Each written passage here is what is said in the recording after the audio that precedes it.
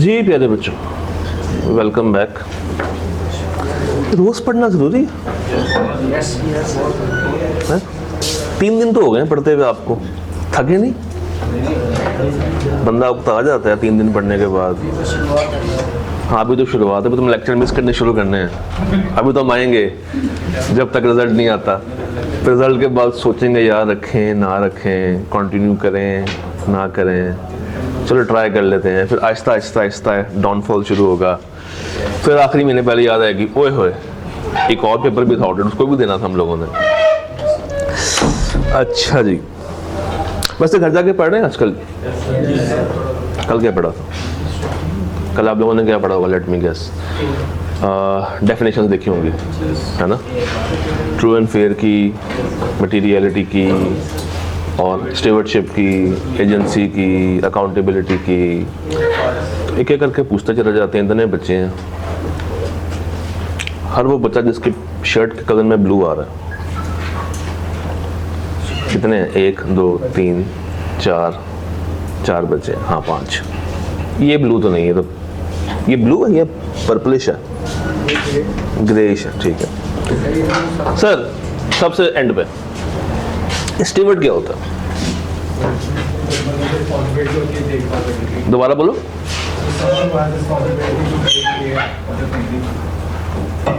नहीं समझ आई, दोबारा से ऊंचा। रिस्पॉन्सिबिलिटी कि वो कंपनी की टेक केयर करे, कंपनी को चलाए। तो स्टीवर्ड की कोई एग्जांपल?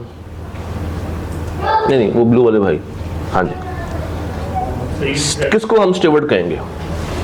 कौन है कंपनी में स्टीवर्ड? कौन है? डायरेक्टर्स। और कंपनी के डायरेक्टर्स ने जो एसेट्स होते हैं वो कंपनी के पर्पस के लिए इस्तेमाल करने होते हैं या अपने कंपनी के लिए करने होते हैं।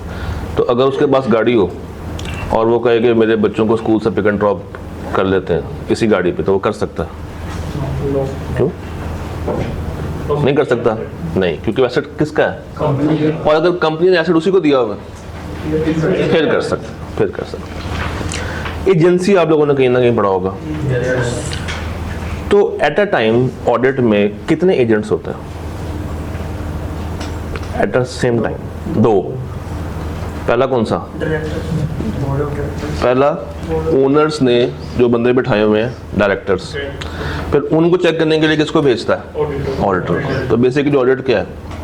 2 एजेंट्स के बीच की लड़ाई। कितना चालाक है ना वो ओनर। एक को कहता है कि तुमने अकाउंट्स बनाना है, फिर दूसरे को भेजता है कि इसके अकाउंट्स को चेक करो जाकर। मटीरियलिटी की कोई आसान तरीन डेफिनेशन? मटीरियलिटी मतलब जिस चीज़ से मतलब फाइनेंशियल स्टेटमेंट के डिसीजन पर इफेक्ट पड़े वो material.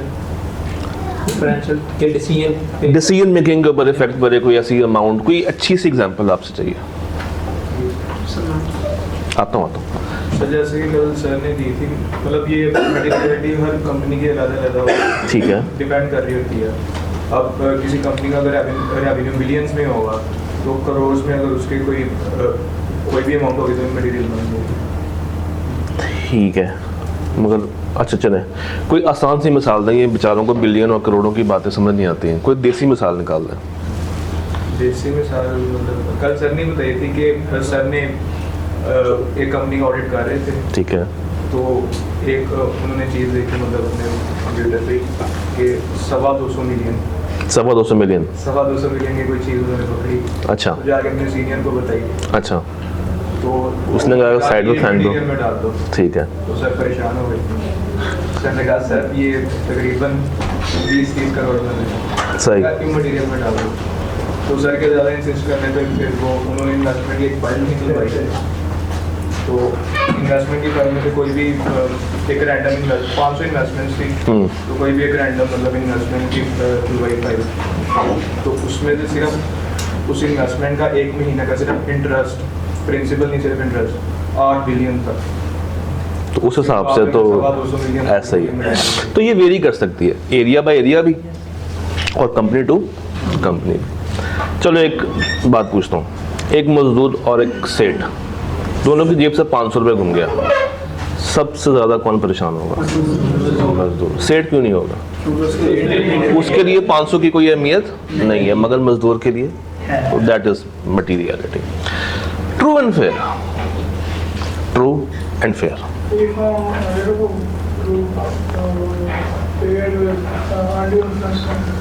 True is free from error and fair is किसी भी तरह का इन्फ्लुएंस ना हो, बाइस्ड अकाउंट्स ना बने हो.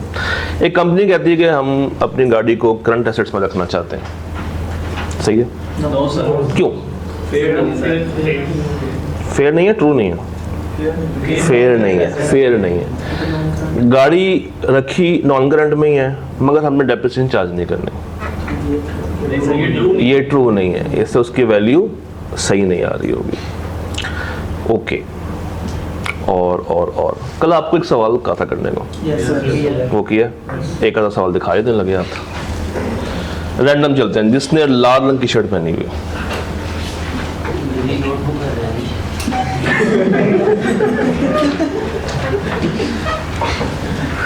अनोमली.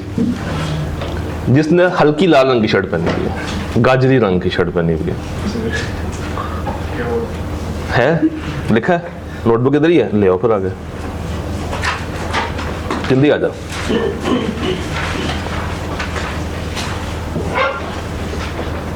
आपको देर तो नहीं ना हो रही? Thank you. शुरू कहाँ से हो रहा है? अच्छा जी. The statement made by mister Amjad is not totally correct. Although it is legal requirement for certain type of companies, but it has its advantages as well. Given below are the advantages of audit. और आपने उसके बाद 1 2 3 4 बातें उठा कर लिख दी. ठीक है. शुरू के स्टेटमेंट में कुछ प्रॉब्लम्स हैं, इनको ठीक किया जा सकता है. आप लोगों ने एक काम करना है. जो आपने लिखा था ना, इसकी तस्वीर लें, PDF में कन्वर्ट करके अपने ग्रुप में डालें. ठीक है. तो फिर उसके ऊपर वहाँ पे एक एक करके मैं फीडबैक देता चला जाऊँगा. डन हो गया. ठीक है सर. आ जाए. बहुत पढ़ा.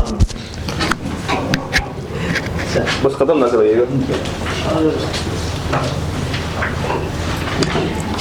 अस्सलाम वालेकुम. आप लोगों को तो ऑडिट समझ आना शुरू हो गया.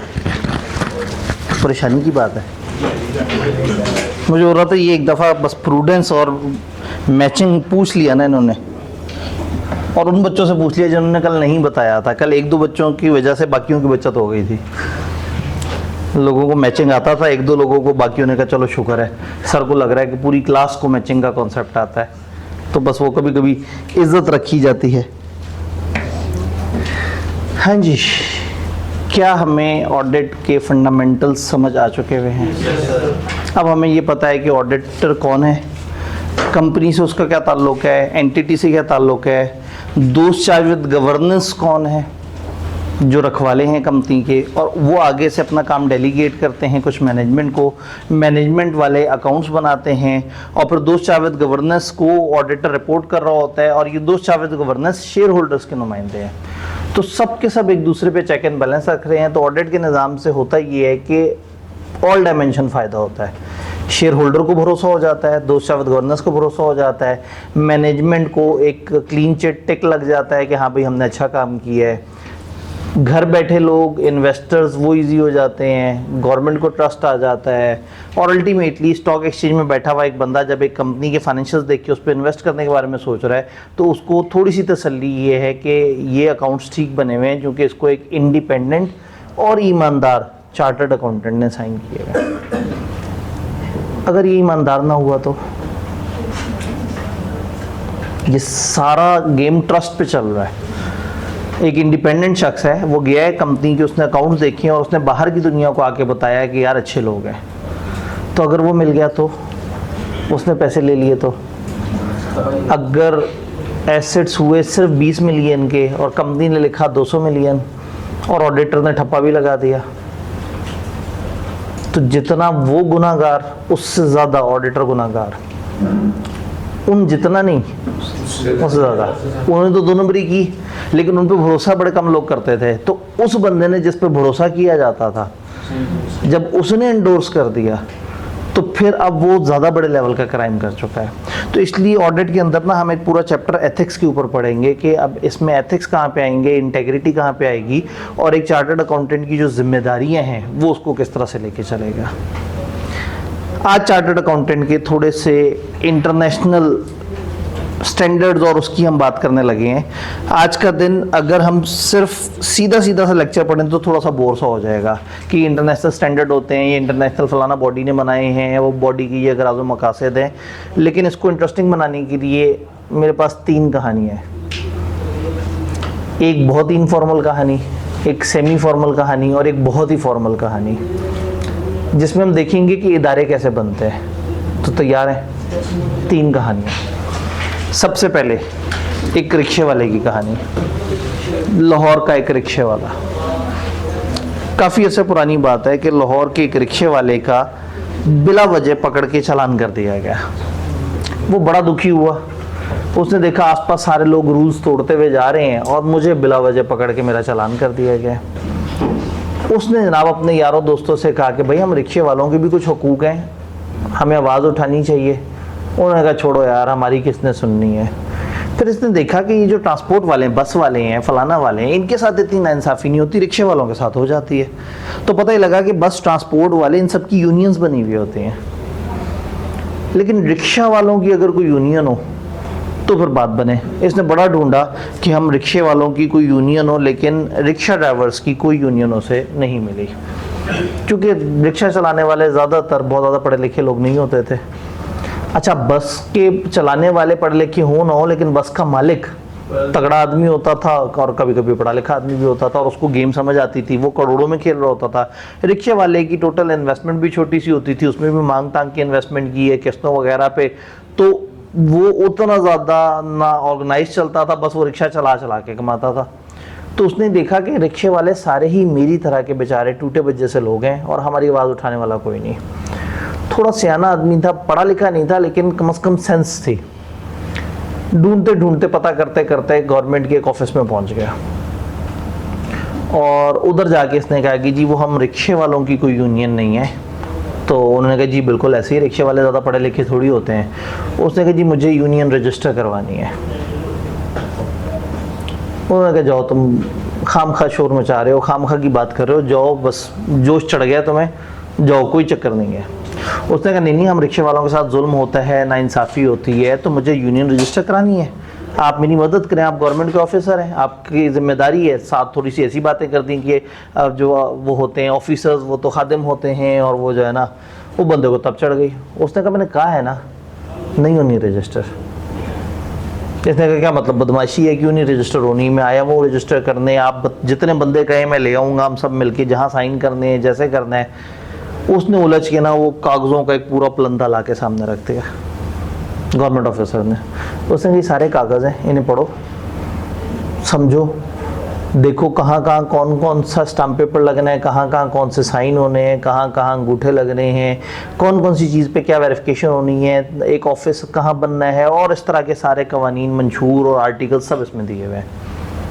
पढ़ो, आ जाना, जब सब भरा हुआ हो ना फिर मेरे पास आना। अभी बेचारा एकदम से इसकी हालत ख़राब हो गई। वो पलंदे को देख के फिर उसने सोचा मेरा कोई भी यार दोस्त जो है ना वो इतना पढ़ा लिखा तो नहीं होगा कि इतने मोटे पलंदे के अंदर देख के वो कर सके। उस मायूस होकर उठ गया। उसने कहा अच्छा नहीं, ये मुझे मुश्किल काम लग रहा है। बाहर जा रहा था तो दरवाजे के करीब था तो पीछे से आवाज़ आई, पता नहीं कहाँ से आ जाते मुँह उठा के। अब भाई लगे दिल पे। उसने कहा अब तो ये यूनियन बनेगी। उसने कागज़ नहीं उठाए, सिर्फ बाहर चला गया। कुछ दोस्तों के साथ इस वाक़े को डिस्कस किया और उनसे कहा कि अब तो हमने रजिस्टर करानी है, अब हमारे हकूक़ की बात भी है और अब हमारी इज़्ज़त की बात भी है। फिर थोड़े से पैसे खर्च के कुछ फ्लेक्स प्रिंट किए और अपने कुछ यार दोस्तों के रिक्शे की बैक साइड पे लगा दिए।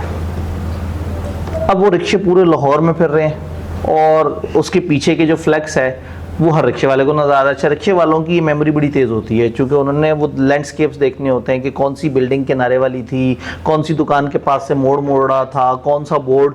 तो आम आदमी इतना ध्यान नहीं करता, लेकिन जो ख़ासतौर पे टैक्सी ड्राइवर, रिक्शा वगैरह चलाने वाले, ये बड़ा फोकस से चीज़ों को देख रहे होते हैं क्योंकि इनकी ज़िंदगी गुजरनी सड़क पर होती है। तो अब वो फ्लेक्स तकरीबन मेजॉरिटी रिक्शे वालों को नज़र आना शुरू हो गया। फ्लेक्स पे क्या था, इस रिक्शे वाले की तस्वीर बनी हुई थी, नीचे लिखा था सदर रिक्शा यूनियन फलाना, नाम लिखा हुआ था अपनी यूनियन का, सदर रिक्शा यूनियन फलाना, एक नंबर दिया हुआ था और साइड पे मकासद दिए हुए थे, एलटीसी के जुल्म सितम के ख़िलाफ़, ट्रैफिक पुलिस वालों की नाइंसाफ़ियों के ख़िलाफ़, रिक्शे वालों के आलमी हकूक़ की के अलमबरदार, और ऐसे करके ना 5-6 तरह के उर्दू में जुमले लिखे हुए थे। अब जितने भी रिक्शे वाले उसे देखते थे पहले सोचते थे ये यूनियन कहाँ से आ गई हमारी, इग्नोर कर देते थे, लेकिन बार बार देखा तो एक महीने में कोई 100+ बंदों ने कॉल कर दी उसे कि जी वो आपकी रिक्शा यूनियन के बारे में हमने देखा है, तो ये क्या करती है। उसने कहा ये जो करती है वो तो कमाल काम है। तो लोगों ने पूछा इसका मेंबर कैसे बनना है, उन्होंने कहा इसका मेंबर बनने का एक तरीका, हमारा ऑफिस वगैरह है, लेकिन इस टाइम पे हम बड़े मसरूफ़ हैं, हम लोग एक धरना प्लान कर रहे हैं लाहौर प्रेस क्लब के बाहर, तो एक काम क्यों नहीं करते आप धरने वाले दिन पहुँच जाएँ, वहीं मुलाकात भी हो जाएगी, एक आध प्ले कार्ड आप भी उठा लीजिएगा, और जाहिर है मतलब आप बरादरी को सपोर्ट करेंगे तो हमारे लिए भी ईजी होगा, हम समझ जाएंगे कि आप भी समझते हैं, तो धरने वाले दिन आ जाइएगा। तो कुछ 100+ बंदों को इस इरादे पे कि आप आए तो हम आपको रजिस्टर करेंगे उस रिक्शा यूनियन में जो एग्जिस्ट ही नहीं करती, इसने लाहौर प्रेस क्लब के बाहर बुला लिया। सच्ची कहानी है, लाहौर प्रेस क्लब के सामने बुला लिया। अब उस दिन 100+ बंदा वहाँ पे खड़ा हुआ है, इसने अब तस्वीर तो इसकी सबको पता थी, वहाँ बाकियों को कोई जाने हल्के फुल्के यार दोस्त थे, लेकिन इसको जो है वो सब लोग बाय फेस जानते थे। मुख्तलिफ लोगों के पास मुख्तलिफ प्ले कार्ड्स दिए और उनसे कहा कि अच्छा कि आप आ गए हैं तो ये अब हमारे सारे लोग एहतजाज कर रहे हैं, तो आपको भी फिर रजिस्टर कर लेते हैं, अभी ज़रा ये वाला मामला हमारा निमट जाए, तो अभी इस वक्त आप इस पर्पज़ में साथ दें। अब वो तमाम रिक्शे वालों को लगा कि शायद मैं और चंद लोग और रजिस्टर नहीं है, बाकी सारे रजिस्टर होंगे, जबकि उनमें से कोई भी रजिस्टर नहीं था।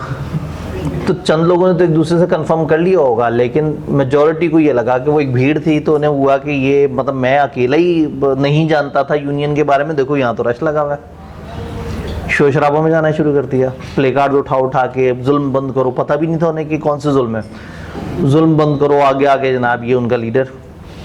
लाहौर प्रेस क्लब के सामने मुजाहरे का मतलब है कि पूरे पंजाब को खबर हो जाए, मतलब एक सिंबॉलिक जगह है जिधर से फिर मीडिया और वो सारा, और फिर गवर्नमेंट के ऊपर, लोकल गवर्नमेंट के ऊपर प्रेशर बिल्ड होना शुरू हो गया, कॉल्स आना शुरू हो गई जनाब वो वज़ीर आला हाउस से कि भाई ये क्या हो रहा है, ये प्रेस क्लब के बाहर क्या है, इन लोगों बेचारों के साथ क्या हुआ है। तो खैर पहले गवर्नमेंट ने थोड़ा सा इग्नोर किया, लेकिन वो एहतजाज बढ़ता जा रहा था, रुके हुए थे, मीडिया इकट्ठा हो गया, प्रेशर बिल्ड हो गया, तो गवर्नमेंट के कुछ लोग आए, उन्होंने कहा जी क्या मसला है, आपकी क्या डिमांड्स हैं। तो उन्होंने कहा जी हमारे ये लीडर साहब हैं, ये बताएंगे। लीडर ने कहा जी इस वक्त ये बड़े मुश्तइल हुए हुए, अंदर चल के बैठते हैं, अंदर किसी ऑफिस में बैठते हैं, फिर मैं आपको बताता हूँ कि इनके क्या मसले हैं। अंदर गए, अंदर बैठे तो उन्होंने कहा हाँ भाई क्या मसला है। इसने कहा जी ये सारे ये चाहते हैं कि हमारी एक यूनियन रजिस्टर हो, और अगर यूनियन रजिस्टर ना हुई तो ये बाहर से जाएंगे नहीं। उसने कहा भाई यूनियन रजिस्टर होना तो बहुत लंबा चौड़ा काम है, तुम्हें अंदाज़ा है इतना मोटा पलंदा होता है कागज़ों का। उसने कहा मुझे बहुत अच्छी तरह से अंदाज़ा है, तो तुम लोग कैसे भरोगे। उसने कहा हम थोड़ी भरेंगे, गवर्नमेंट भरेगी, ऐसे थोड़ी होता है, बदमाशी है। उसने कहा ठीक है फिर मैं बाहर जाके कह देता हूँ गवर्नमेंट हमारी मांग नहीं मान रही, हम गरीब लोग हैं, हम अनपढ़ लोग हैं, हम कैसे भरेंगे कागज़, हमारी जायज़ डिमांड है, आप लोग नहीं समझ आ रही, ठीक है हम बाहर शोर मचाते रहते हैं, धरना जारी रहेगा। तो खैर ये भी बंदा थोड़ा सा उलझन में आ गया, इसने रब्ता किया उस बंदे से जो उस डिपार्टमेंट वाला था, उसने कहा जी सरफिरा सा आदमी है, बिला वजह टाइम वेस्ट कर रहा है, आप टेंशन ना लें। 1-2 और घंटे गुजरे, बाहर मज़ीद प्रेशर बिल्ड हो गया। तो अब जब गवर्नमेंट के और ऊपर के लोगों को पता लगा, और उन्हें पता लगा कि हमारे नीचे के गवर्नमेंट के कुछ लोग खामखा की हटदर्मी दिखा रहे हैं जिसकी वजह से ये प्रेशर बिल्ड हो रहा है, तो उन्होंने ऊपर से ऑर्डर जारी किए कि भाई इनकी यूनियन रजिस्टर होनी चाहिए। तो वही भाई साहब जिन्होंने कहा था कहाँ से आ जाते हैं मुँह उठा के, उसने बैठ के वो सारे कागज़ भरे, उस पर हर जगह जहाँ अंगूठे लगवाने थे, साइन लगवाने थे, इससे कहा सर ज़रा इधर साइन कर दें, इधर साइन कर दें, सारा वो पलंदा वो होके रजिस्टर होके, और फिर इसको बताया कि जी यूनियन जो है उसकी वजह से सरकार की तरफ से आपको एक ऑफिस मिलेगा, एक ये जगह होगी, इतने पैसे मिलेंगे पर मंथ उस यूनियन के एडमिनिस्ट्रेटिव अफेयर्स को चलाने के लिए कवानीन के मुताबिक, और ये सारा कुछ है। बस अब आप ठंडे हो जाएं, बाहर जाके इन लोगों से कह देंगे जी मसला हल हो गया। तो बड़ा फातिहाना अंदाज में उसने कहा कि ठीक है, हम अब जो है ना, मैं तो हमारी यूनियन रजिस्टर हो गई है। बाहर आया और उसने आके कहा जी हमारे मुतालबात गवर्नमेंट ने मान लिए, हमें यकीन दहानी कराई है, लेकिन हम 1 महीने तक देखेंगे, अगर ये अपनी बात पे कायम ना रहे तो हम दोबारा से इस तरह का एहतजाज करेंगे। अब सबको लग रहा था कि पता नहीं क्या क्या कॉज होगी, जबकि ये जिस काम के लिए आया था वो इसने कर लिया, और बाहर लोगों को पता ही नहीं था कि वो यूनियन जिसके नाम पर लोग इकट्ठे हुए हैं वो तो रजिस्टर हुई भी नहीं थी। तो फिर इसने उधर लोगों की तरफ देख के कहा जी आप में से मैं कुछ ऐसे चेहरे भी देख रहा हूँ जो रजिस्टर नहीं है, तो जो आप में से रजिस्टर नहीं है, चंद हजरात, हमारा ये एड्रेस है। अभी गवर्नमेंट को हम ये भी कह रहे थे कि हमारे ऑफिस में काम शाम सही नहीं हो रहा फलाना, तो इन्होंने कहा हम 1 आध हफ्ते तक आपको सारा सेटअप दोबारा से सेट करके दे देते हैं। तो अब जो है वो 1 हफ्ते बाद ये ऑफिस है, यहाँ पे फलाना साहब होंगे, आपने आना है, आपने अपनी ये 4 कवाइफ देने हैं, हम आपको भी उस रिक्शा यूनियन में रजिस्टर कर लेंगे। और 1 हफ्ते बाद वो 100 से ज़्यादा बंदों को रजिस्टर कर लिया गया उस रिक्शा यूनियन में, जो पैदा ही उस दिन हुई थी जिस दिन लोग उसमें ज्वाइन करने के लिए आए थे। तो कभी कभी इदारा बनाने के लिए दिमाग चाहिए होता है, बहुत ज़्यादा रिसोर्सेज नहीं चाहिए होते हैं। ये थी सबसे इनफॉर्मल कहानी। सेमी फॉर्मल कहानी की तरफ आए, हम हमारे बड़े करीब की कहानी है वो। 1960 के आसपास, बड़ी पुरानी बात है। हेले कॉलेज, ये हेले कॉलेज है पंजाब यूनिवर्सिटी, बड़ा पुराना है, बड़ा अच्छा खासा पुराना, समझे अंग्रेज़ों के ज़माने से चला आ रहा है। यहाँ पे एक बैच फ्री हुआ बीकॉम करके, बैचलर ऑफ कॉमर्स करके फ्री हुआ। उस ज़माने में ग्रेजुएशन बहुत बड़ी चीज़ होती थी, मास्टर तो पकड़ा ही नहीं ना जाता था, ग्रेजुएशन ही अपने अंदर बड़ा जन होता था। बीकॉम किया और उसके बाद ये सर जोड़ के बैठ गए। इन्होंने देखा कि इनके जो बाकी कोलीग्स जिस फील्ड में भी हैं और वो जो भी वो कर रहे हैं उनको इज्जत बड़ी मिलती है। जो मार्केटिंग वाले हैं, सेठ उनको साथ बिठा के उनसे मशवरे लेता है, यार ये कैसे करूँ। जो सेल्स वाले हैं वो पैसे कमा के दे रहे होते हैं, सेठ उनको भी बड़ी रिस्पेक्ट से देखता है। जो उसके फ्रंट ऑफिस, रिसेप्शन या इस तरह की चीज़ों को डील कर रहे होते हैं वो भी उसकी आंखों के तारे होते हैं। और अकाउंटेंट्स पीछे के किसी बंद कमरे में गंदी सी मेज़ कुर्सी, जो कि ख़राब सी कोई मेज़ पड़ी होती है, उसके हवाले कर देते हैं और वहाँ बैठ के खातों, कंप्यूटर तो है नहीं, खाते बेचारा बनाता रहता है। मेहनत मार्केटिंग वालों से डबल करता है, पैसे उनसे हाफ से भी कम लेता है और इज्जत भी कोई नहीं। बैकबोन वो बनता है, लेकिन कहा जाता है कि मार्केटिंग वाले, सेल्स वाले इदारे को चला रहे हैं। तो इस पूरे बैच ने सोचा हम अकाउंटेंट्स कब तक जलील होते रहेंगे। तो फिर सोचा कि क्या हर मुल्क में ऐसा ही होता है, क्या सारे ही अकाउंटेंट्स बेचारों के साथ ऐसा होता है। तो एक बंदा था जिसके पास बाहर का एक्सपोजर था, कुछ अर्सा बाहर गुजार के आया था, उसने कहा नहीं, दुनिया में खास अकाउंटेंट होता है जो बड़ा मुअज़्ज़ज़ अकाउंटेंट होता है, उसका नाम होता है चार्टर्ड अकाउंटेंट। अगर हम चार्टर्ड अकाउंटेंट बन जाए ना तो हम मुअज़्ज़ज़ हो जाएंगे। तो उन्होंने कहा ठीक है, जब हम बीकॉम पढ़ सकते हैं, इतनी मेहनत कर सकते हैं, तो ये चार्टर्ड अकाउंटिंग भी चलो मुश्किल होगी, देख लेते हैं, इसके इम्तिहान देते हैं, एफर्ट करते हैं, कोशिश करते हैं, अपने आप को मुअज़्ज़ज़ कर देते हैं ताकि हमारी इज्जत हो। जब सर्च किया इस बॉडी के बारे में तो पता लगा ऐसी कोई बॉडी ही नहीं जो पाकिस्तान में सीए कराती हो। फिर सर पकड़ के बैठ गए कि यार हमारा तो मुअज़्ज़ज़ होने का ख्वाब ही अधूरा रह गया। तो फिर किसी एक सियाने ने कहा कि कोई भी बॉडी जब भी कभी बनती है तो एक दफ़ा, पहली दफ़ा तो वो ज़ीरो से ही बनती है ना, पहले वो एग्जिस्ट नहीं कर रही होती, बाद में वो एग्जिस्ट करती है। तो एक काम करते हैं, हम लोग बना लेते हैं ये बॉडी। आइडिया भी अच्छा था, सारे लोगों ने मिलजुल के देखा, समझा, गवर्नमेंट के कवानीन पढ़े, इंटरनेशनल जो बॉडीज़ हैं उनके कुछ आइन वगैरह, आर्टिकल्स वगैरह पढ़े, तो ये समझा कि एक नॉट फॉर प्रॉफिट इदारा बनाना पड़ेगा, एक काउंसिल सी बनानी पड़ेगी, कुछ इलेक्शन करना होगा, लोगों को वहाँ भेजना होगा, लोगों से चलाएंगे, एक पेपरों का निज़ाम बनाएंगे, उसके बाद एक सिस्टम होगा, एक करिकुलम होगा, कुछ सिलेबसेस होंगे, लोग आके वो सिलेबसेस देंगे, एक तरीका होगा और कोई ना कोई ख़ास ट्रेनिंग की रिक्वायरमेंट होगी जिसके बाद लोग सीए कर लेंगे।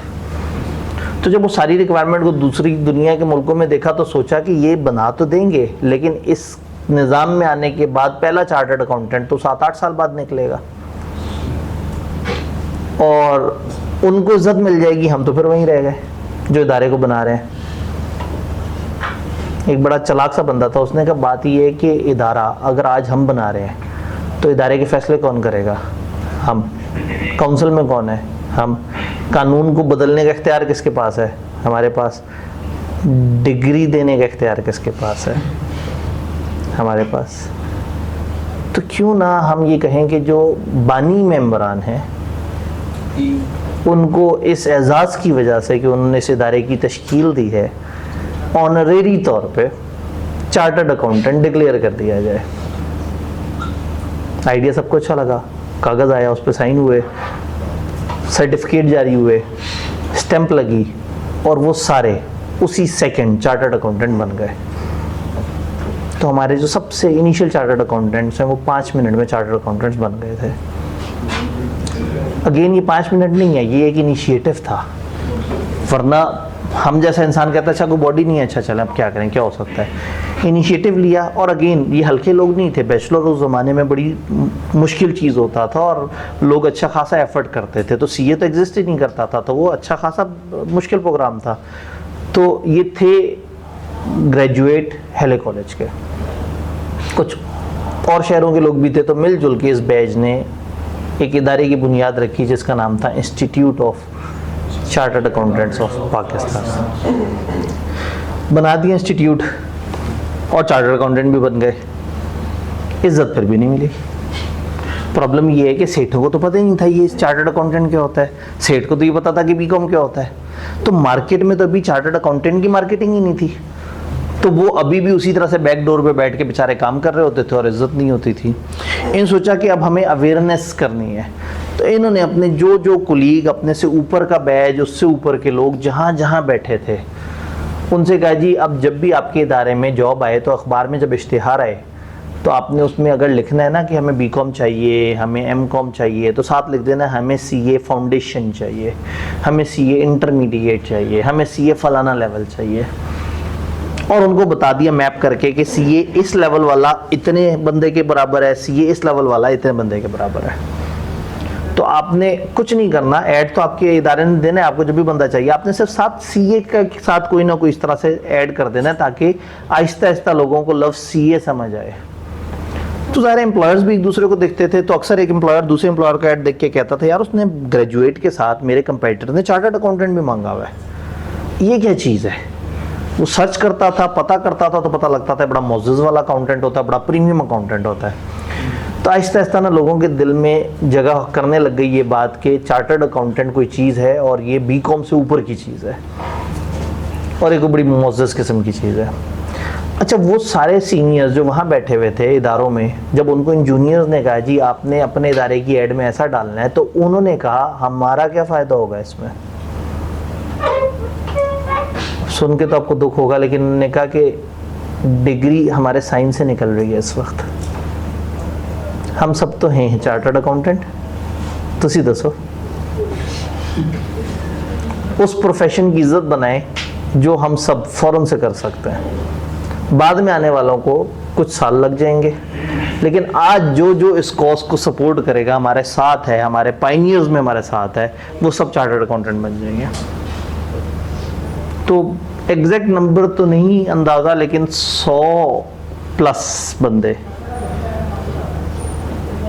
ऑनरेरी चार्टर्ड अकाउंटेंट बन गए जिन्होंने कभी चार्टर्ड अकाउंटेंसी का इम्तिहान नहीं दिया या एक सिंबॉलिक सा छोटा सा टेस्ट दे दिया, और एक प्यारा सा इदारा बन गया। और इदारा बनने के बाद फिर एक निज़ाम बना, फिर इसमें लोग आए, फिर लोगों को अवेयरनेस हुई, वालिदैन को पता था, वो अपने बच्चों को सीए में भेजते थे। इन्होंने बड़ा सख्त सा निज़ाम रखा, ट्रेनिंग भी साथ होती थी, ग्रेजुएशन करने के बाद होता था।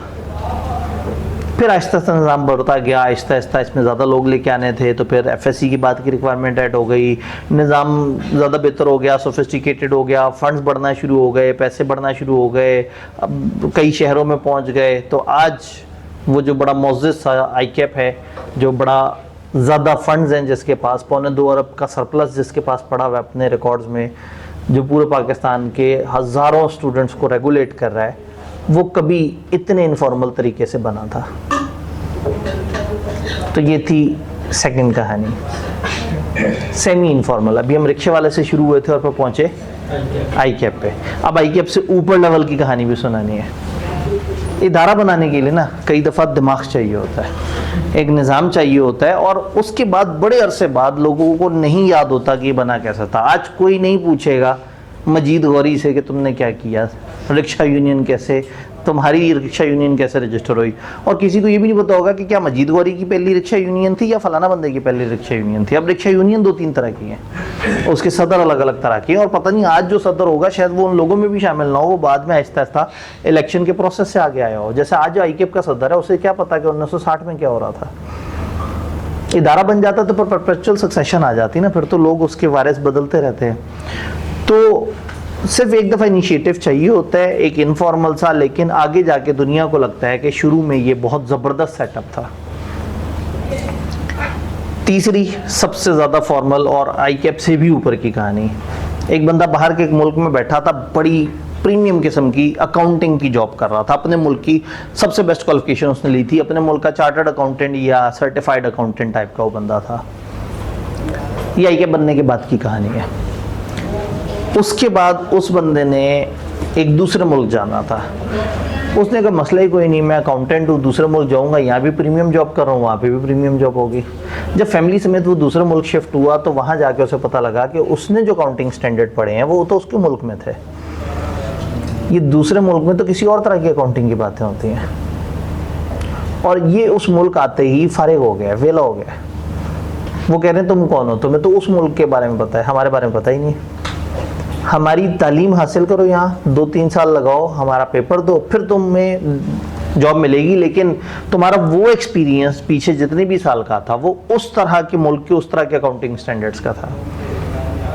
हमारे तो स्टैंडर्ड्स ही डिफरेंट है।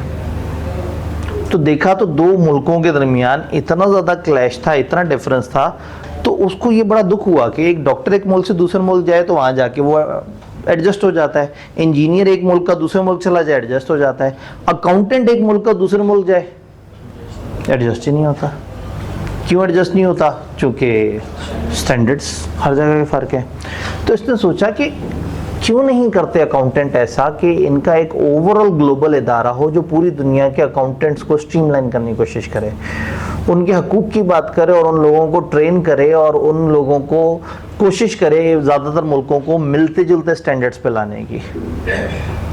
जब इसने बहुत सर्च किया तो इसे पता लगा कि इस तरह की फेडरेशन, इस तरह की चीज़ें बहुत सारे और बॉडीज़ में मौजूद हैं, लेकिन अकाउंटेंट्स की कोई आलमी बॉडी नहीं है।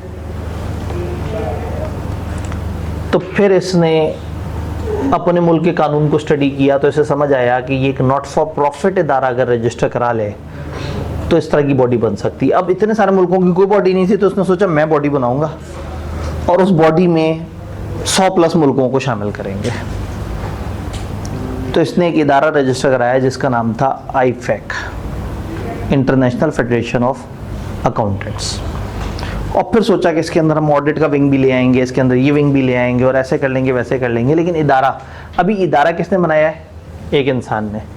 और इस दफ़ा इस इदारे ने एक मुल्क की अकाउंटिंग नहीं, इसने 100 से ज़्यादा मुल्कों को अपना मेंबर बनाना है। और ये बंदा एक मुल्क में बैठा हुआ है और इसके मुल्क की बहुत सारे मुल्कों से लड़ाई भी है। और को 25-30 साल पहले जंगी अजीम भी गुजरी है, तो मुल्क आपस में नफरत भी करते हैं। अब एक ऐसी बॉडी जिसमें इतने सारे मुल्क इकट्ठे होकर मिलते जुलते रूल्स पे चलें, ये आसान काम तो नहीं है। दिमाग तो था भाई के पास, तकरीबन इस कमरे को 1/8 कर लें उतने साइज का एक छोटा सा ऑफिस था ये था, और इसके साथ एक सेक्रेटरी जो कि सारे मामलात को देखता था कि जो डॉक्यूमेंटेशन वगैरह। इसने सोचा इस छोटे से कमरे से हम पूरी दुनिया का इदारा बनाएंगे जो पूरी दुनिया के अकाउंटेंट्स को रूल करेगा। उस ज़माने में को बहुत ज़्यादा कंप्यूटरों वाला चक्कर नहीं था, ख़त लिखे को 150-200 के करीब ख़त लिखे और वो ख़त 150-200 मुल्कों की बॉडीज़ को भेज दिए। अब एक मुल्क होता है और एक बॉडी होती है। जैसे पाकिस्तान एक मुल्क है, पाकिस्तान में आईकैप, पेप्फा, ICMAP ये बॉडीज़ हैं। इंग्लैंड एक मुल्क है, ACCA और ICAEW ये बॉडीज़ हैं। तो इन्होंने क्या किया, इन्होंने 150-200 मुल्कों की सारी अकाउंटिंग बॉडीज़ को ख़त भेज दिया। ख़त क्या था हम इंटरनेशनल फेडरेशन ऑफ अकाउंटेंट्स हैं। हम पूरी दुनिया के अकाउंटेंट्स को एक झंडे तले जमा करने की कोशिश कर रहे हैं। तो अगर आप भी हमारे मेंबर्स में से एक होना चाहते हैं, हमारे काफ़ी सारे मेंबर मुल्क हैं, काफ़ी सारी मेंबर बॉडीज़ हैं, अगर आप भी चाहते हैं हमारे मेंबर बनना, तो इस साल हम लोगों ने अपना जो एडमिशन ऑफ मेंबर है उसकी फ़ीस वेव कर दी हुई है। आप ₹0 पे या 0 करेंसी खर्च करके हमारे मेंबर बन सकते हैं। साल बाद हम लोग दोबारा से फ़ीस जारी कर देंगे। और मेंबर बनने की शर्त सिर्फ इतनी सी है कि अपनी अकाउंटिंग बॉडी की काउंसिल से कंबाइंड साइन करवा दें इस ख़त पे, और ये ख़त हमें वापस कर भेज दें कि जो एग्री करे कि हाँ भाई आपके मुल्क की ये वाली बॉडी ने ओके कर दिया है कि वो हमारा मेंबर बनना चाहते हैं। और मेंबर बनने के बिल्कुल कोई चार्जेस नहीं है। अब वो ख़त जब गया किसी यूरोपियन मुल्क को जो ऑलरेडी बड़ा स्ट्रॉन्ग था, उन्होंने कहा ये कौन आ गया, फलाना मुल्क में बैठा हमें चलाएगा, ख़त फाड़ के फेंक दिया। ख़त पहुंचा पाकिस्तान। पाकिस्तान में ICAP जो कि अभी कुछ अरसे पहले खुद बना हो और आहिस्ता आहिस्ता इज़्ज़त और एहतराम की जंग लड़ रहा हो, उसको एक इंटरनेशनल इदारा, अब इंटरनेट तो है नहीं कि फ़ौरन से ज़रा वहाँ पे ड्रोन भेज के देख लें कि वहाँ पे उनका ऑफिस कितना है, उनके साथ जूम मीटिंग कर लें तो थोड़ी सी गेम समझ आ जाए। इनको एक ख़त आता है कि इंटरनेशनल बॉडी से IFAC ठप्पा लगा हुआ है और जी हम इंटरनेशनल फेडरेशन ऑफ अकाउंटेंट हैं, इस मुल्क में बैठे हुए हैं, हम इस वक्त 0 करेंसी पे लोगों को मेंबर बना रहे हैं। अगर आप चाहते हैं मेंबर बनना तो कुछ नहीं करना, सिर्फ ख़त का जवाब देना है। तो उन्होंने सोचा कि ₹11, मतलब मुल्क के अंदर तो ₹1.98 से भी कम में ख़त चला जाता था, मुल्क से बाहर शायद 11-10 रुपए लग जाते होंगे। तो उन्होंने कहा ₹11 खर्च करके अगर हम एक इंटरनेशनल बॉडी के मेंबर बन जाए तो जा क्या रहा है हमारा। तो यूँ समझें कि 1/3 मुल्कों ने पॉजिटिव रिएक्ट किया और 2/3 ने कहा कि ये क्या, ऐसे थोड़ी होता है कि कोई भी उठ के जनाब हम सारे मुल्कों को अपने अंडर ले ले। तो गरीब मुल्कों ने, दरमियाने मुल्कों ने और कुछ अमीर मुल्क भी थे, उन्होंने सोचा हमारा जा क्या रहा है, हमारा तो अपनी बॉडी है ही, चलो ज़रा इस बॉडी के भी मेंबर बन जाते हैं, देखें ये लोग क्या कर रहे हैं। अब किसी को नहीं पता था कि वो बॉडी तो बस पैदा हुई है और अभी तो एक छोटा सा ऑफिस है जिसमें मुश्किल से 2 मेज़ें कुर्सी हैं। तो तकरीबन कोई 36-40 के करीब ख़त आए जिसमें लोगों ने कहा हाँ जी हम आपके मेंबर बनना चाहते हैं। मैंने कहा ठीक है, मेंबरशिप रजिस्टर अपडेट किया, उन सबको ख़त जारी कर दिया, मुबारक हो आप हमारे मेंबर बन गए। एक और ख़त बनाया, रिमाइंडर ख़त 2-3 महीने बाद।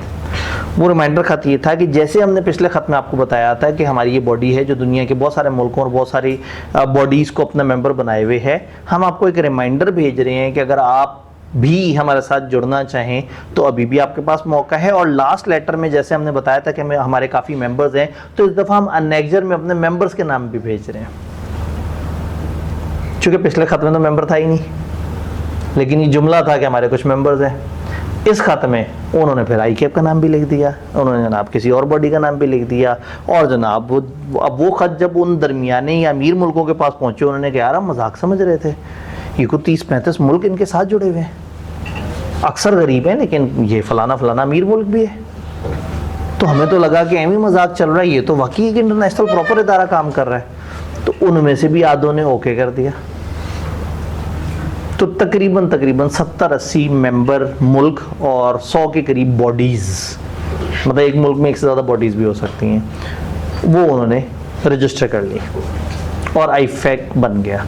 IFAC जिसमें 100 से ऊपर मेंबर हो गए। अब इसने करना है क्या, IFAC ने अकाउंटेंट्स की हेल्प करनी है, उनके अकाउंटिंग स्टैंडर्ड्स को स्ट्रीमलाइन करने, ऑडिट के स्टैंडर्ड देने हैं। अब वो एक बंदा बैठ के अब पूरी दुनिया के अकाउंटिंग स्टैंडर्ड खुद बनाएगा तो रुल जाएगा, और बनाएगा तो उसकी सुनेगा कोई नहीं। उसने यूज़ की डेल्फी टेक्निक। एक टेक्निक है, कभी गूगल पे सर्च कीजिएगा। इसमें क्या होता है कि हम 5-6 स्पेशलिस्ट को अलग अलग बिठाते हैं, उनसे कहते हैं एक प्रॉब्लम है इसका सोल्यूशन दो। हर को अपना अपना सोल्यूशन देता है, फिर उन सबके सोल्यूशन एक दूसरे से एक्सचेंज करवाते हैं कि आपने सोल्यूशन दिया वेरी गुड, उसके अलावा ये 4-5 सोल्यूशंस और आए हैं। वो उन 4-5 सोल्यूशन को देखता है, अपने सोल्यूशन को देखता है, कोई बात किसी की अच्छी लगती है, कोई बात अपनी अच्छी लगती है, उन 5 लोगों से कहते हैं कि आप फिर से सोल्यूशन दो इस प्रॉब्लम का। इस दफ़ा जब वो सोल्यूशन देते हैं तो आधे अपने पॉइंट होते हैं और आधे बाकी सोल्यूशन से आइडिया लिए हुए पॉइंट्स होते हैं। इस दूसरे सेट ऑफ इंफॉर्मेशन के बाद अब जो उनके जवाब आते हैं वो आपस में 60-70% मैच कर रहे होते हैं। ये सारे जवाब फिर से उन्हें फॉरवर्ड किए जाते हैं और उनसे कहते हैं एक फाइनल टाइम आप एक अच्छा सोल्यूशन दें। इस दफ़ा जो सोल्यूशन बनाते हैं वो 90% कॉमन होता है, तो वो 90% को अडॉप्ट कर लिया जाता है और 10% को कहा जाता है कि इस पर डिबेट है। फिर उन पांचों के कमरे में इकट्ठा करके उन 10% डिफरेंसेस पे डिबेट करा लेते हैं और वो सारे मिलजुल के उसको कई एक ऐसे सोल्यूशन पे पहुंच जाते हैं जो सबके लिए कारआमद हो। इस टेक्निक को कहते हैं डेल्फी टेक्निक। ये भाई साहब दिमाग तो रखते थे, इसने यूज़ की डेल्फी टेक्निक, तमाम मुल्कों को खत लिखा, मुबारक हो अब आप हमारे मेंबर भी बन गए हैं, तो इस दफ़ा हम स्टैंडर्ड बनाने के प्रोसेस में आपको भी शामिल करने लगे हैं। हमारे पास एक ड्राफ्ट तो बना हुआ है फलाना टॉपिक के ऊपर, for example property plant and equipment के ऊपर अगर उन्होंने कोई स्टैंडर्ड बनाना है तो उन्होंने कहा जी हमारे पास ड्राफ्ट तो पड़ा हुआ है, लेकिन हमारी ख्वाहिश है कि हमारे मेंबर मुल्कों में जो चल रहा है और उनकी जो लोकल ट्रेडिशन है, आप लोग भी कुछ अच्छे अच्छे ऐसे पॉइंट सजेस्ट करें जो आपको लगता है कि आप बड़े अच्छे तरीके से कर रहे हैं, तो आप अपने हमें रूल्स भेजें कि आप किस तरह से अकाउंटिंग कर रहे हैं।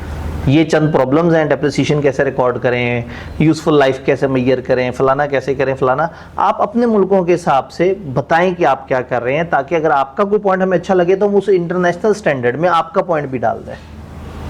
अब पाकिस्तान को अगर इतना एजाज़ मिले कि एक इंटरनेशनल बॉडी कह रही है कि यार आप बताओ आप क्या कर रहे हो, हमारे पास तो एक अच्छा स्टैंडर्ड है, लेकिन अगर आपका कोई अच्छा जुमला हमें लगा हम वो भी ऐड कर देंगे अपने स्टैंडर्ड में।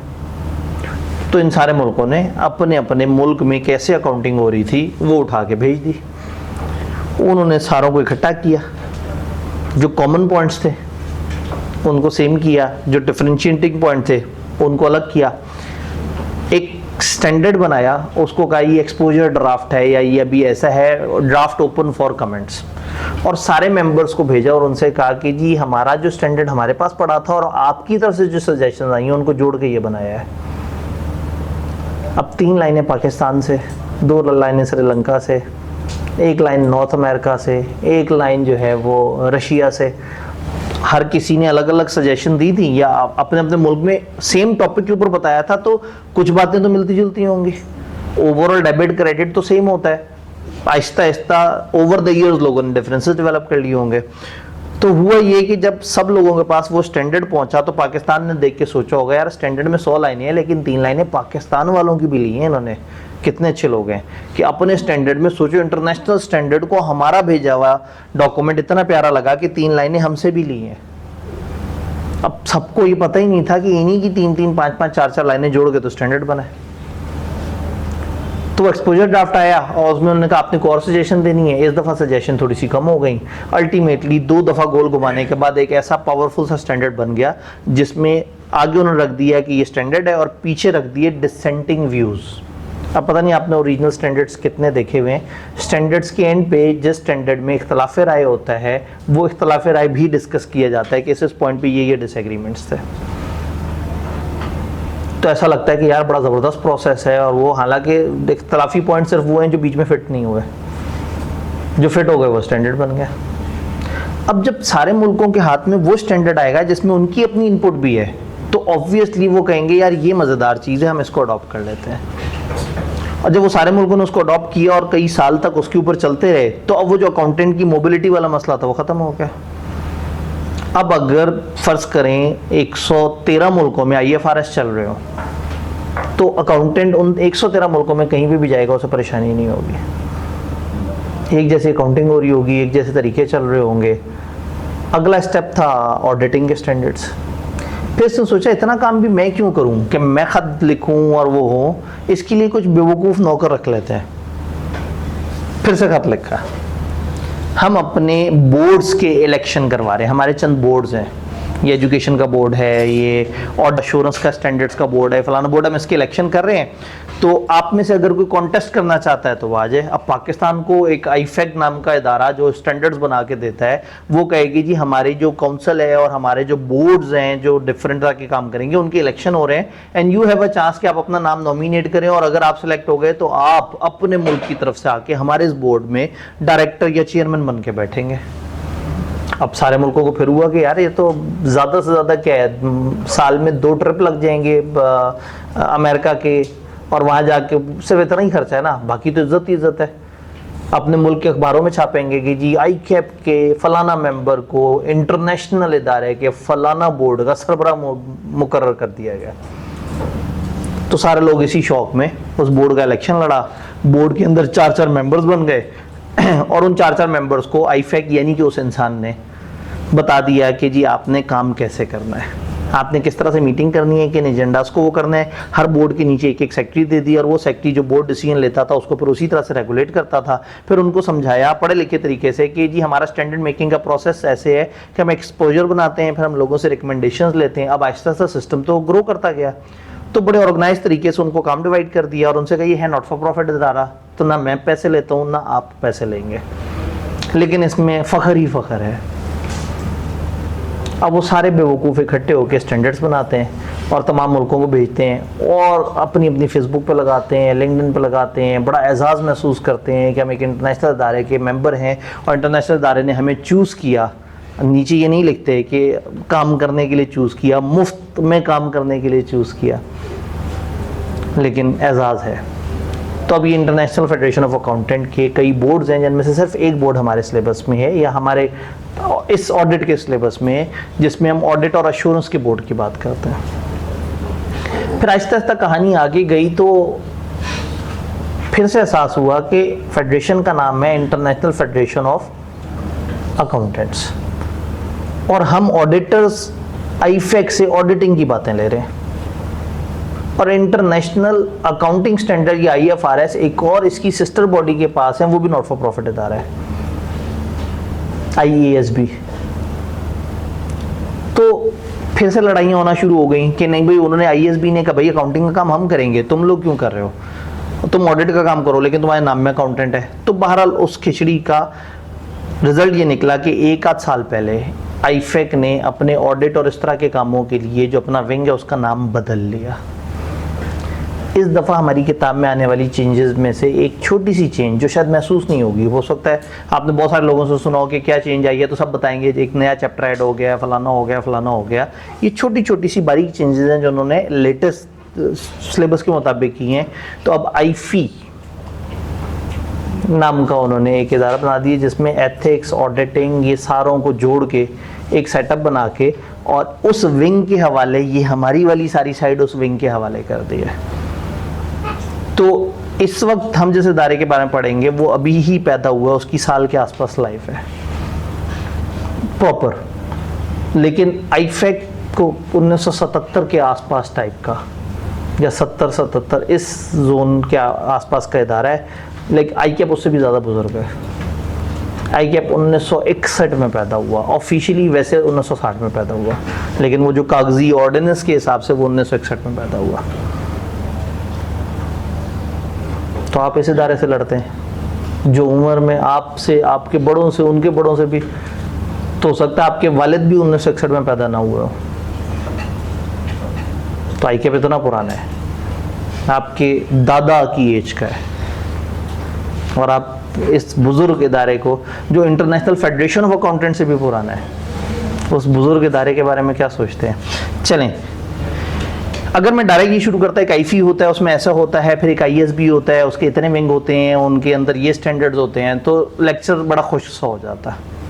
अब आपको ये गेम समझ आ गई कि इदारे बनते कैसे हैं, लेकिन अब वो खुशकी अभी भी बाकी है। लेकिन अब आपको पढ़ते हुए जो है ना, अब आपसे अगर को पूछे IFAC के अगर मकासद बताएं, कलम रुकना ही नहीं चाहिए।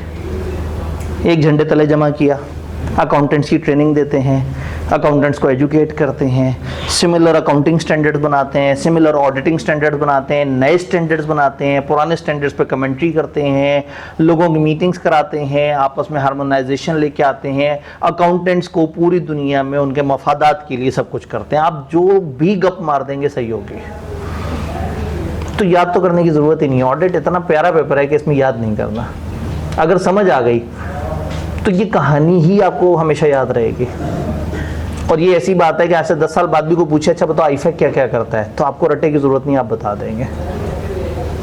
तो थोड़ा सा चलते हैं किताब की तरफ, अंग्रेज़ी भी तो दिखानी है ना जी। IFAC UK बेस था शुरू में और फिर बाद में ये अमेरिका बेस हो गया, क्योंकि इंटरनेशनल अमेरिका को हमेशा चौधराहट का ज़रा थोड़ा सा मसला होता है। तो इस वक्त भी हमारे जो स्टैंडर्ड्स हैं वो होता ही है कि इशू अमेरिका से होते हैं और लैंग्वेज ब्रिटिश होती है। आपस में उन्होंने टोटका ये निकाला कि हम आपस में, वो यूके वाले अंग्रेज़ और ये अमेरिका वाले अंग्रेज़, और एक हुकूमत करे तो दूसरे को उलझन होती है। तो हेड ऑफिस एक मुल्क में होता है तो अकाउंटिंग स्टैंडर्ड दूसरी ज़बान में होता है। आपको पता है ना, यूके और यूएसए की इंग्लिश में अच्छा खासा फ़र्क है। सेंट्रल के स्पेलिंग में ई और आर आगे पीछे करना है या नहीं करना, कलर को COLOUR बोलना है या COLOR। आप अक्सर एक चीज़ लिखते हैं, वो कह देता है एरर। आपका टाइपिंग वाला आप कहते हैं यार मैं बचपन से ही स्पेलिंग पढ़ता आया हूँ, इसको पता नहीं क्या एरर आ रहा है। तो अब आहिस्ता आहिस्ता अपने डिफरेंसेस बढ़ाते जा रहे हैं। छोटी सी छोटी चीज़ के अंदर इनके स्पेल के अब डिफरेंस आना शुरू हो गया। अब ऑर्गेनाइजेशन में S डालना है या Z डालना है, तो ये इस तरह से, यानी कि ये थोड़ा सा इसको स्विच करते रहते हैं। लेकिन वही वाली बात है कि ब्रिटिश बेस होके अमेरिकन बेसिस पे स्टैंडर्ड्स दे रहे होते हैं, नहीं तो अमेरिकन बेस होके इस मसले का हल निकालने के लिए अभी मिडल में कुछ बॉडीज़ लेके आ रहे हैं कि जो वो कवर कर रही हूँ। तो इस वक्त अकाउंटिंग स्टैंडर्ड्स असूलन IFAC के अंडर होने चाहिए थे, वो IFAC नहीं डील करता, वो IASB डील करता है, जो इसकी सिस्टर कंसर्न है। और ये अपने आप को महदूद कर चुका था ऑडिटिंग तक। तो फिर अब इसने क्या किया, ऑडिटिंग वगैरह के लिए अपना विंग अलग किया। अब ये दोबारा से अकाउंटिंग में घुसेगा तो आज से 3-4 साल बाद फिर इनकी लड़ाइयाँ हो जाएंगी। ये अंग्रेज़ों के मसले और हम इनको मौजूद समझ के पढ़ी जा रहे होते हैं। ये तो शुक्र मीडिया आज़ाद हो गया तो हमें पता लग गया कि अंग्रेज़ जो कहते हैं वो वैसे होते नहीं है। पूरी दुनिया में पीस, अमन की आशा, और जहाँ बम मारने होते हैं बम मारते हैं और बड़े फ़ख्र से कहते हैं कि जी हमने सही किया है। लें जी, इंट्रोडक्शन टू IFI, अब IFAC नहीं, IFI एंड IASB। अब देखिए कितना आसान सा काम है। 1-2 महीने बाद कोई आपसे कहे तो यार तुम ऑडिट तुम्हें समझ आ रहा है, आप कहेंगे हाँ समझ आ रहा है, नहीं तुम्हें गलती लगी है, जो मैंने आपसे कहा था ऐसे बंदे टकरते हैं। आपने कहना चाहे तो मुझे IFAC और IFI का फ़र्क बता दो, तो कहेगा IFI क्या होता है, वो IFAC पर बैठा हुआ होगा। तो भजन आप लेटेस्ट नॉलेज के साथ हैं।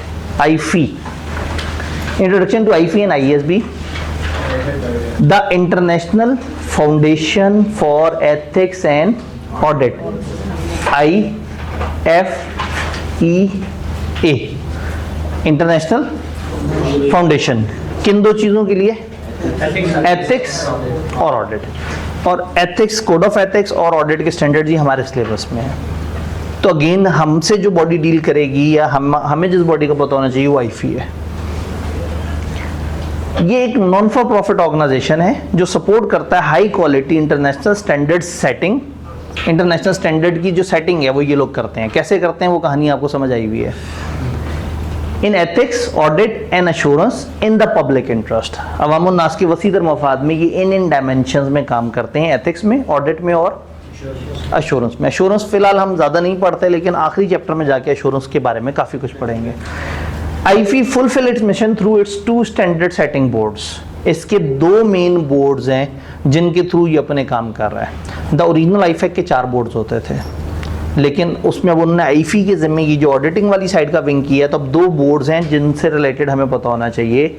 IAASB, international auditing and assurance standards board, और IESBA, international ethics standard board for accountants. तो IASB और IESBA ये 2 बोर्ड्स हैं, बस हमें इनके नाम याद होने चाहिए। और इसमें से भी हमसे ज़्यादा रेलेवेंट है IASB। तो क्या ये हमें समझ आ गया? अब इसमें IASB के बारे में सोचते हैं। फ़र्ज़ करें IFAC ने काम IFI के ज़िम्मे लगाया और IFI ने वो काम IASB के ज़िम्मे लगाया है, तो IASB भी वैसे ही काम करेगा जैसे IFAC काम करता है। तो अगर इसके ऊपर लाज़िम मकासद पूछे तो आपने हर चीज़ में ऑडिट डाल देना है, ऑडिट और एश्योरेंस। अब क्या इसके फ़ायदे बताएंगे आप? दुनिया भर के ऑडिटर्स और एश्योरेंस प्रोवाइडर्स के डिफरेंसेस को ख़त्म करता है। ऑडिटर्स के हार्मोनाइजेशन के लिए काम करता है, ऑडिट के और एश्योरेंस के स्टैंडर्ड्स बनाता है, ऑडिट और एश्योरेंस की तालीम देता है, ऑडिट और एश्योरेंस से रिलेटेड स्टैंडर्ड्स को इम्प्लीमेंट करवाने की गाइडेंस देता है। तो कुछ भी बोल देंगे चल जाएगा, किताब में बहरहाल हल्का फुल्का लिखा हुआ है, लेकिन आप अगर खुद से कुछ भी लिख देंगे तो कोई मसला नहीं है। क्या है जी ISB? ये एक इंडिपेंडेंट स्टैंडर्ड सेटिंग बॉडी है। ये हाई क्वालिटी के इंटरनेशनल स्टैंडर्ड बनाते हैं, ऑडिट, एश्योरेंस और अदर रिलेटेड स्टैंडर्ड्स, और ये फैसिलिटेट करते हैं convergence of international and national auditing standards या एश्योरेंस। आपके मुल्क में जो चल रहा है, जो इंटरनेशनल चल रहा है, उनको आपस में कन्वर्ज करता है। तो ये जोड़ने में हेल्प करता है, यानी कि हार्मोनाइजेशन करता है, उसमें हार्मनी लेके आता है, उसमें यकसानियत लेके आता है, या उनको आपस में कंसिस्टेंट करता है। तो बस ये बस एक दफ़ा पढ़ना है पेपर में, अगर इसके फ़वाइद आए या फ़ज़ाइल आए तो आप खुद से जो भी गप मारना चाहे मार सकते हैं। जी अब अगेन ये कौन फॉलो करते हैं? जो मेंबर बॉडीज़ हैं और जो मेंबर कंट्रीज़ हैं वो इनके अंडर आते हैं, तो फिर वो इनको फॉलो करते हैं। तो ये तकरीबन कानून की तरह से वाजिब हो जाते हैं। आप नहीं फॉलो करेंगे, थोड़ी बहुत पेनल्टी पड़ेगी और आपको मेंबरशिप से निकाल देंगे। तो ऐसे में इनकी मेंबरशिप से निकलना को बहुत ज़्यादा गैर कानूनी या बहुत बुरी बात नहीं है, लेकिन मेंबरशिप के अपने बड़े फ़ायदे हैं। आपको ये तो पता लग जाता है ना कि श्रीलंका में क्या चल रहा है, अमेरिका में क्या चल रहा है, और हर मुल्क का जानने की ज़रूरत ही नहीं। जब आपको इन्होंने इंटरनेशनल स्टैंडर्ड दे दिया तो आपको अपना भी पता लग गया और दुनिया में क्या चल रहा है वो भी पता लग गया। और आप इनकी मेंबरशिप से हटेंगे तो आपके लोग जो स्टैंडर्ड फॉलो कर रहे होंगे वो लोकल देसी होंगे, अपने मुल्क वाले। तो जब आप उन 113 मुल्कों में, 115 मुल्कों में, 120 मुल्कों में जाएंगे, वहाँ दुनिया कुछ और कर रही होगी। तो मेंबर बॉडी ये चाहेंगे कि हमारे मेंबर्स की जॉब्स सिक्योर रहें, तो इसलिए ये कमर्शियल बेनिफिट के लिए लोग इकट्ठे हो जाते हैं। तो कानूनी तौर पे ये हमें बाउंड करें या ना करें, हम चाहते हैं कि हम इनको फॉलो करें, उससे ज़िंदगी आसान हो जाती है। अब ये IASB, अब IASB क्या करता है? IAASB 5 तरह के स्टैंडर्ड्स को डील करता है। वो 5 तरह के स्टैंडर्ड्स कौन से हैं? ये 5: ISA, ISRE, ISAE, ISRS, ISQM। बिल्कुल एक सेशन पीछे जब ये टेबल आता था तो यहाँ पे ISQC लिखा था, और मैंने उस टाइम पे भी जो है ना बड़ा एहतजाज किया था। वो वीडियो अभी भी मौजूद होगी कि ये गलत लिखा हुआ है, ये चेंज हो चुके हुए हैं, पता नहीं ICAP क्यों नहीं रिवाइज कर रहा। तो इस दफ़ा जो है ना वो, अब जब किताब नई स्कीम की बात हो रही थी तो वो मूड में थे, उन्होंने छोटी छोटी जहाँ जहाँ पे प्लस माइनस होने वाला काम था वो कर दिया।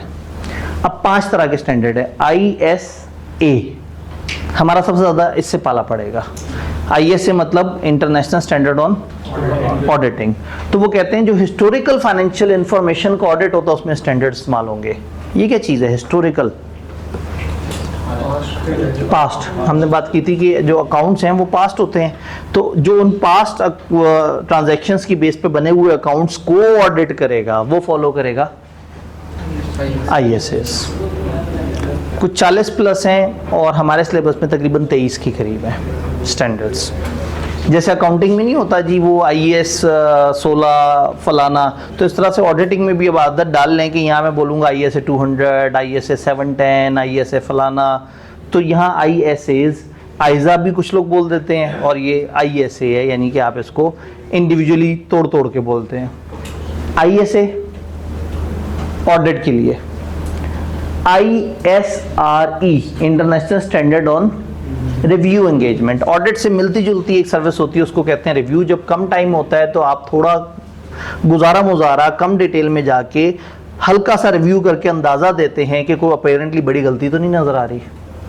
हम इसका स्टैंडर्ड भी पढ़ेंगे उसी बड़े चैप्टर में जिसका मैं जिक्र करूं, जिसमें एश्योरेंस का जिक्र होगा। तो international standard on review engagement ISRE। ISAE international standard on assurance. Assurance इसमें भी है, लेकिन ऑडिटिंग एक खास किस्म की एश्योरेंस है, रिव्यू एक खास किस्म की एश्योरेंस है। इन दो के अलावा दुनिया की किसी भी तरह की एश्योरेंस उसको ISAE डील करेंगे। भाई अकाउंट्स को चेक करना भी एश्योरेंस है, पंखा चेक करना भी एश्योरेंस है, AC स्टैंडर्ड के मुताबिक है यानी ये चेक करना भी एश्योरेंस है। एश्योरेंस तो बहुत बड़ा वर्ड है, जिसको हमने कहा था ना पहले ऑडिट बड़ा वर्ड है, लेकिन हमारी दुनिया में ऑडिट अकाउंट्स को चेक करने को कहते हैं और एश्योरेंस किसी भी चीज़ को चेक करने को कहते हैं। तो ऑडिट और रिव्यू नाम की असाइनमेंट्स की अलग स्टैंडर्ड्स बना दिए, और इन दो से हट के दुनिया की हर एश्योरेंस इस स्टैंडर्ड के मुताबिक होगी। तो ये assurance engagement other than audit और रिव्यू, ये वाले स्टैंडर्ड इस्तेमाल होंगे। हमारे सिलेबस में एक आध स्टैंडर्ड का इसमें तड़का है। ISRS international standard on related services. ये तीनों वो सर्विसेज हैं जहां आप काम नहीं कर रहे, किसी और का काम चेक कर रहे हैं। अश्योरेंस में, ऑडिट में, हर जगह क्या हो रहा है, कोई मैनेजमेंट है उसने काम किया है, कोई दोषा विद गवर्नेंस है जिन्होंने काम करवाया है, और किसी ऑडिटर को बुला के कह रहे हैं हमारे इन लोगों ने ये काम सही किया है या नहीं किया। लेकिन समटाइम हमें वो सर्विस मिलती है जिसमें हमने काम करना होता है। कोई आपको अकाउंट्स बनाने के लिए बुलाए, कोई कंसल्टेशन करने के लिए बुलाए, कोई टैक्स रिटर्न फाइल करने के लिए बुलाए, तो ये सब हमारी दुनिया में कहलाती हैं रिलेटेड सर्विसेज, जो ऑडिट से मिलती जुलती करीब करीब की सर्विसेज है। तो इनका स्टैंडर्ड फ़र्क है। इंटरनेशनल स्टैंडर्ड और व्यू वो रिलेटेड सर्विसेज, नॉर्मली इसमें कंपाइलेशन एंगेजमेंट होती हैं, डाटा इकट्ठा करना होता है, या एग्रीड अपॉन प्रोसीजर्स होते हैं।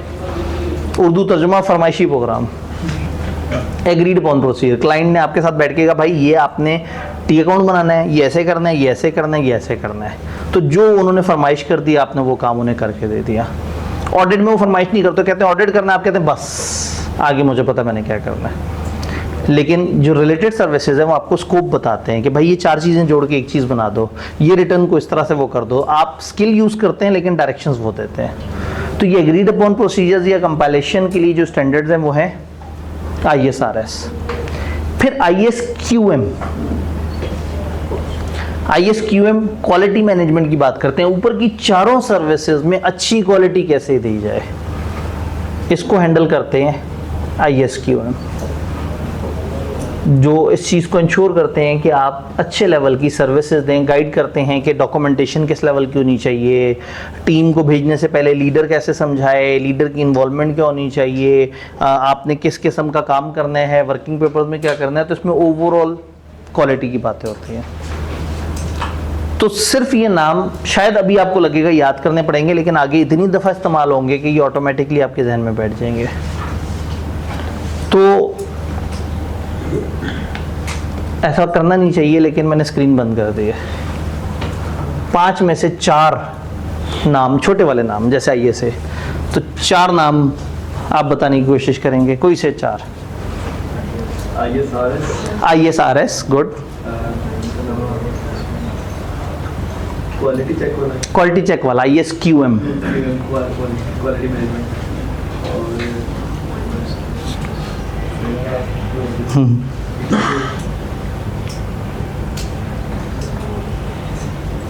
एक मैंने शुरू में बोल दिया था कि जैसे ये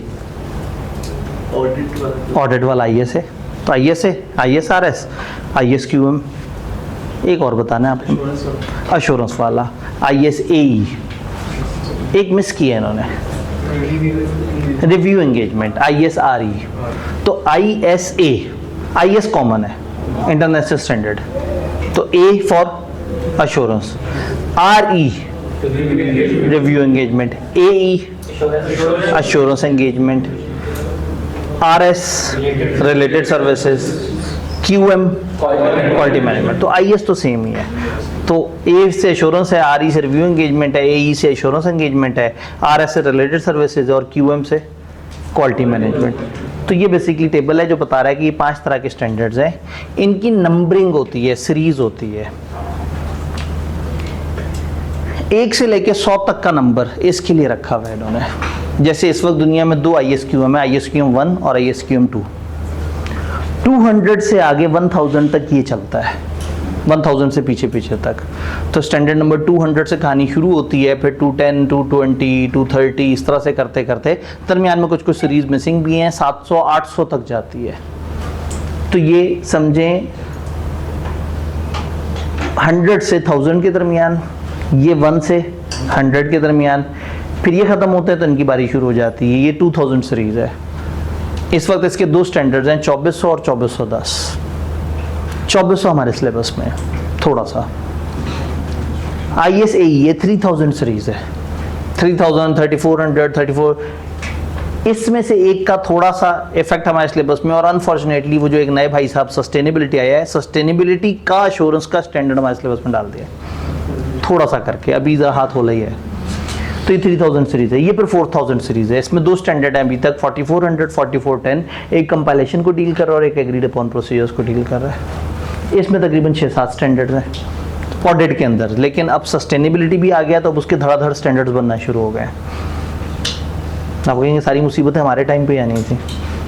ऑब्वियसली मुसीबत नहीं है, वो एक अपॉर्चुनिटी है कि आप लेटेस्ट चीज़ पढ़ेंगे और जब आप मार्केट में जाएंगे तो आप थोड़ा एट पार चल रहे होंगे कि दुनिया में क्या चल रहा है। तो ये बेसिकली ये 5 तरह के स्टैंडर्ड्स हैं जो हमें डील करते हैं।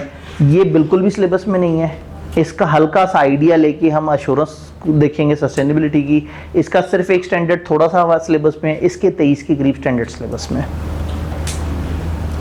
इसका थोड़ा सा जिक्र मिलता है बस। तो कैफ लेवल पे हमारा सिलेबस को बहुत ज़्यादा लंबा चौड़ा नहीं है, लेकिन फाइनल में इन सारों के सारी तरह के स्टैंडर्ड्स हमारे सिलेबस में होते हैं। अब तो फाइनल और करीब हो गया है, पहले तो फाइनल सोच के होता था अच्छा कैफ होगा, फिर आर्टिकल्स में जाएंगे, फिर उसके 1-1.5 साल बाद पेपर देंगे। अब तो बहुत बड़ी दुनिया जो है वो पेपरों के बाद सोच रही है कि यार एक काम करता हूँ, मैं पहले कुछ पेपर निकाल लूँ। चूँकि बाइक अपनी नई स्कीम में ये ऑप्शन दे दी है कि आप जो है ना वो कैफ जैसे ही आपका क्लियर हो तो आप चाहें तो पहले ट्रेनिंग कर लें बाद में पेपर दे दें, चाहें तो पहले पेपर दे दें बाद में ट्रेनिंग कर लें, चाहें तो दोनों चीज़ें साथ चलाएं। उसके अपने अपने प्लस माइनस हैं। अगर एक लाइक बच्चा है तो उसके लिए पेपर पहले देने वाली ऑप्शन मज़ेदार है, पढ़ता जा रहा है, पेपर पास करता जा रहा है, जल्दी से 4-5 पेपर 3-4 पेपर निकाले, इस काबिल हो जाए कि हाँ ठीक है अब ट्रेनिंग हो गई, अब 2-3 पेपर रह गए, वो कभी ना कभी धक्के से आहिस्ता आहिस्ता हिम्मत करके निकल आएंगे। जब इकट्ठे आपको होता है ना कि 7 पेपर निकालने हैं तो थोड़ा सा मुश्किल हो जाता था। अच्छा, एक बंदा जो 4-5 साल में बड़ी मुश्किल से कैफ की है, 6 साल लग गए, अब वो खामखा अगर ये सोचेगा कि नहीं अब मेरे अंदर एक नया पढ़ाकू इंसान आ गया और अब तो मैंने 2 साल में कैफ CFAP फड़का देना है, वो गलत है। इस बंदे को चाहिए ये 2.5 साल के अनइंटरप्टेड आर्टिकल्स, ये आर्टिकल्स में भी पढ़ाई का ना सोचे, ये बस अपने ऊपर टैग लगवा ले फाइनलिस्ट का और नौकरी पे घुस जाए। उस वक्त फिर देख ले कि क्या हालात हैं। ACC के पेपर भी दिए जा सकते हैं और एक एक करके CA फाइनल के पेपर भी दिए जा सकते हैं। अब CA फाइनल अगर आप आर्टिकल्स में नहीं है तो हर 3 महीने बाद दिए जा सकते हैं, लेकिन अगर आप आर्टिकल्स में हैं तो फिर आपको साल में 2 ही अटेम्प्ट्स मिलेंगे, वो भी आपके जो पार्टनर है उसकी अप्रूवल से। तो इन्होंने ना पेपर पास करना आर्टिकल्स वालों के लिए मुश्किल बना दिया और जो आर्टिकल्स में नहीं घुसे या जो आर्टिकल से बाहर निकल गए उनके लिए आसान कर दिया। तो मज़े की चेंज है, लेकिन बहरहाल अभी इस वक्त टू अर्ली है ये सारी डिस्कशन, अभी तो हमने ऑडिट पास करना है। क्या हमें ये सारी कहानी समझ आ गई? अब जब ISA का जिक्र हुआ है तो हल्का सा एक वो देख लेते हैं, ऑडिटर का ऑब्जेक्टिव क्या है। हम 1-2 दिन से यही समझ रहे हैं। अब ये स्टैंडर्ड के अल्फाज हैं। स्टैंडर्ड्स ने ऑडिट के बारे में क्या कहा है? उन्होंने कहा ऑडिट का ऑब्जेक्टिव है ऑब्टेन रीजनेबल एश्योरेंस। याद है, एब्सोल्यूट एश्योरेंस हमें चाहिए ही नहीं, मुनासिब सी एश्योरेंस, अच्छी वाली तसल्ली चाहिए, लेकिन बिल्कुल 100% नहीं है। क्यों नहीं होती 100%? ऑडिट एविडेंस परसुएसिव होता है। अब आप 5-6 रीजंस भी दे सकते हैं और आप एक जुमले में भी इसे समेट सकते हैं, सर इनहेरेंट लिमिटेशंस की वजह से। भाई हम क्यों एब्सोल्यूट एश्योरेंस नहीं देते? कुछ इनहेरेंट लिमिटेशंस होती हैं, इस वजह से हम एब्सोल्यूट एश्योरेंस नहीं देते। तो obtain reasonable assurance about whether the financial statement, क्या financial statement as a whole completely are free from material misstatement, whether due to fraud और एरर इन अकॉर्डेंस विद, वो जिसको हमने ट्रू एंड फेयर कहा था उसको उन्होंने वो कर दिया कि क्या financial statement overall free from material misstatement due to fraud या एरर। भाई मटेरियल मिसस्टेटमेंट गड़बड़ कब होगी? जब गलती हो गई होगी या किसी ने जान के किया होगा। 2 ही तरह के मसले हो सकते हैं ना, अनजाने में या जान के। तो फाइनेंशियल में अगर ऐसी चीज़ नहीं है और इसके ऊपर रीजनेबल एश्योरेंस लेते हैं तो ये ऑब्जेक्टिव है। और देन दूसरा ऑब्जेक्टिव है, फिर आप उन फाइनेंशियल स्टेटमेंट्स पे रिपोर्ट करते हैं और अपनी फाइंडिंग कम्युनिकेट करते हैं अपनी रिपोर्ट के अंदर। तो ऑडिटर के 2 काम है, रीजनेबल एश्योरेंस हासिल करना कि ये अकाउंट सही बने हुए हैं और दुनिया को बताना कि ये अकाउंट सही बने हुए हैं। खुद हासिल करना रीजनेबल एश्योरेंस और फिर वो रीजनेबल एश्योरेंस जिसको मिल गई है वो दुनिया को रिपोर्ट करना, ये 2 हमारे मेन अकाउंट वो है। तो ऐसे में ISA 200 का हल्का सा तड़का हमारे इस चैप्टर में है। वो ये कहते हैं कि ऑडिटर ने 5 चीज़ों का ख्याल रखना है। क्या वो 5 चीज़ें? सबसे पहले आपने जितने भी ISAs ऑडिट से रेलेवेंट है आपने उनको कंप्लाई करना है। अच्छी बात है, मान लेंगे। नंबर 2, आपने जो एथिकल रिक्वायरमेंट्स हैं जितनी भी रेलेवेंट उनका ख्याल रखना है। आगे फिर ऑडिट के जार्गन्स आ जाते हैं। जार्गन क्या होता है? किसी भी फील्ड के जार्गन्स। अगर आप एक डॉक्टर के पास जाएं और वो नर्स से कहे कि इनके वाइटल्स चेक कर लें, तो ये वाइटल्स क्या होता है? जो इम्पोर्टेंट जो BP heart rate BP, heart rate, temperature, अभी उनकी ज़बान में वाइटल्स है कि ये उनका जार्गन है कि वाइटल बोला, रीजनेबल एश्योरेंस ये हमारी फील्ड का जार्गन है। ऑडिट में जितनी मर्जी देसी इंग्लिश लिखें, लेकिन अगर कहीं जार्गन है, अब रीजनेबल एश्योरेंस को डिसेंट एश्योरेंस नहीं बोलना, केयरफुल एश्योरेंस नहीं बोलना, ये अब रीजनेबल एश्योरेंस जार्गन है। तो हमारी ऑडिट की फील्ड में बड़े थोड़े से जार्गन्स हैं, लेकिन फिर जार्गन्स का एहतराम करना है कि जहां वो स्पेसिफिक टर्मिनोलॉजी है उसको हमने, अब जैसे प्रॉपर्टी प्लांट एंड इक्विपमेंट, ये एक जार्गन है अकाउंटिंग की दुनिया का, जिससे आपको समझ आ जाता है कि किस तरह की चीज़ का जिक्र हो रहा है। तो इसी तरह से अब आगे 3 तरह की जार्गन्स हैं। हमने प्लान और परफॉर्म करना ऑडिट प्रोफेशनल स्केप्टिसिज्म को जहन में रखते हुए, हमने एक्सरसाइज करनी है प्रोफेशनल जजमेंट प्लानिंग और परफॉर्मिंग में, और हमने हमेशा सफिशिएंट एप्रोप्रिएट ऑडिट एविडेंस हासिल करना है ताकि रीजनेबल एश्योरेंस तक पहुंच सकें। तो ये 3 तरह के स्पेशल जार्गन्स हैं, प्रोफेशनल स्केप्टिसिज्म, प्रोफेशनल जजमेंट। जी जी जी जी बिल्कुल, मैं अभी आगे इसी तरफ आऊँगा। ये 3 तरह के स्पेशल जार्गन हो गए, professional scepticism, professional judgement, sufficient appropriate audit evidence. अब इससे आगे डिस्कशन इनके बारे में है कि ये क्या चीज़ है, लेकिन दामन वक्त में उतनी गुंजाइश नहीं, और ये बड़े ज़रूरी कॉन्सेप्ट हैं, अच्छी तरह से समझ के करने वाले हैं। तो कहानी को यहाँ पे ब्रेक लगाते हैं। ये 5 जुमले हमने पढ़ लिए, लेकिन इन 5 जुमलों से आगे फिर इन तीनों की डेफिनेशन भी है, और इनमें से 1-2 के बारे में थोड़ी सी एग्जांपल्स और थोड़ा सा आगे उन्होंने दिया हुआ है। तो यहाँ पे ब्रेक लगाते हैं। घर जाके आपने जो पढ़ना है वो बड़ा मुनासिब सही है, और आप बड़ी जल्दी उससे फ्री हो जाएंगे।